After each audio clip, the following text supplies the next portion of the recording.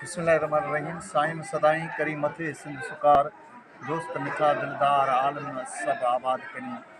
नाज़िम, जीअं त अॼु असां शाह यकीक हज़रत शाह यकीक बादशाह जी दरगाह ते पहुता आहियूं त असांजी हाज़िरी थी आहे। यकीनन हीअ दरगाह चूहड़ जमाली शहर जे तमामु वेझो आहे ऐं क़दीमी दरगाह आहे। यकीनन शाह यकीक बादशाह जी दरगाह ते अक़ीदतमंदनि ऐं ज़ाइरीन जी जेको आमद जो सिलसिलो आहे उहो 24 कलाक जारी हूंदो आहे।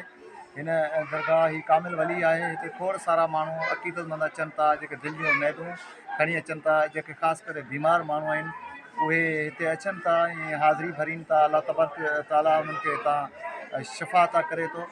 यकीनन हिन वक़्तु तव्हां ॾिसंदा त खोड़ सारा माण्हू मौजूदु आहिनि जेके इलाही परे परे खां आया आहिनि ऐं पंहिंजूं उमेदूं खणी आया आहिनि ऐं अक़ीदतमंद आहिनि ऐं अलाह तबारक ताला उन्हनि जी जेका हाजत पूरी करे थो।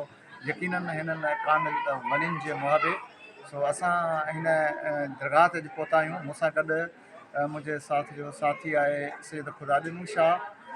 दिलि चयो त तव्हां सां कुझु ही नज़ारो जेको आहे न उहो शेयर कजे। उमेदु कयां तव्हां ख़ुशि हूंदा, ठीकु ठाक हूंदासीं।